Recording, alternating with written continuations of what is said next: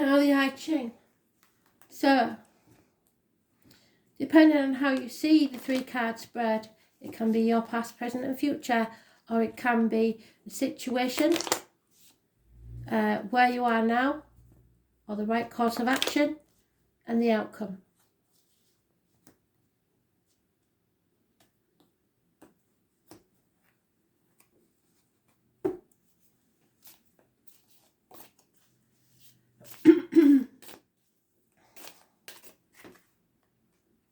$56,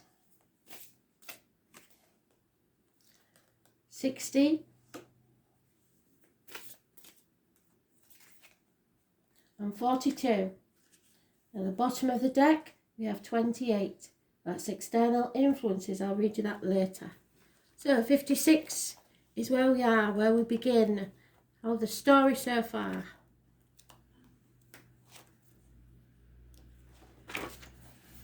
Revolution. That's what this is about. This is a temporary nature. Fire is above the mountain, and any fire on the rocky soil of a mountainside is unlikely to burn for long. With regard to the matter which concerns you, it seems that you are just moving through the situation with no commitment and will move on to something else before long. At times such as these, you can learn a great deal and experience many different things in a short time. If you have no intention of putting down any roots, you will continue to be nothing more than an observer who is unable to wield any influence. There is a very real problem here.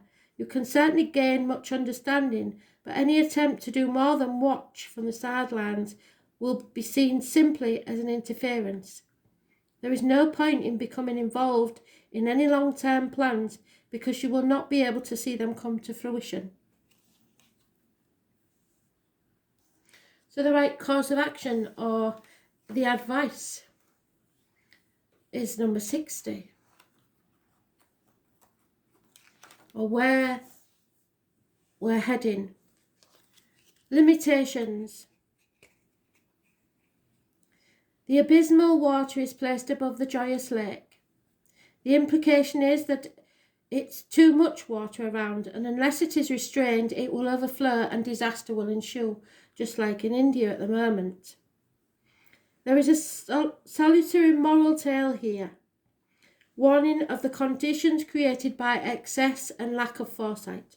No matter how tedious limitations may be, they are an essential part of life. It is important not to get too repressive, but if there are no restraints at all, trouble and difficulty will surely follow. Your present situation is delicately poised as you battle with the 2 conflicting ideas of restrictions and tolerance.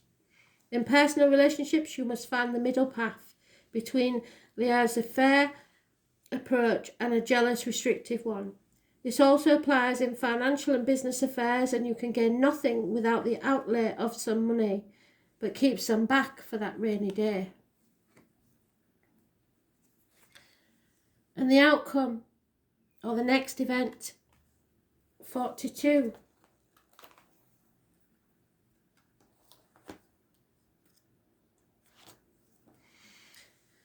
In this hexagram, the rousing thunder is below the gentle wind, signifying a time that everything is in full bloom and the sun is shining down, benevolent on life. As the original text says, it furthers one to undertake something.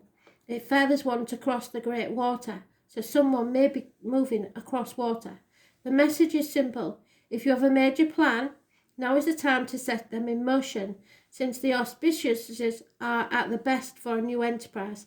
There is, however, a caveat in the text which makes it clear that any major new undertaking will have the best chance of success if its aim and your motives are, at least in part, unselfish.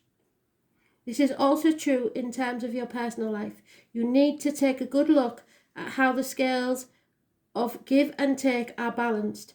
Make an adjustment that is necessary, lending more weight to the giving side, and your personal relationships will flourish. So what it's saying to me is that we are in some sort of drought situation. We can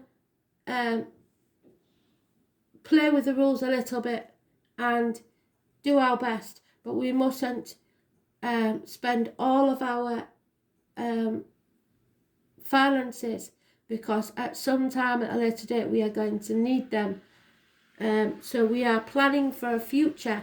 What future is it that you're planning for? Don't waste time, energy and resources on somewhere you know you're not going to stay. The external influences, 28. A great weight. So this isn't going to be an easy thing. This is a burden. This is a heavy choice for some. You can see that there are strong lines on the inside, and the top and bottom, we had this the other day, lines are weak. The ancient Chinese saw this hexagon as representing a wooden beam so seriously weakened that unless immediate action was taken, it would simply collapse under its own weight. And this may be you.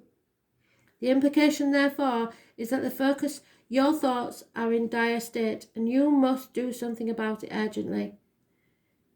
It is as if you are in the middle of a vortex which is bringing all the troubles and inherent weaknesses of the present situation to the fore. If you fail to make radical and essential changes immediately, everything will disintegrate. Stand firm and be very clear about what your decision is you want to take.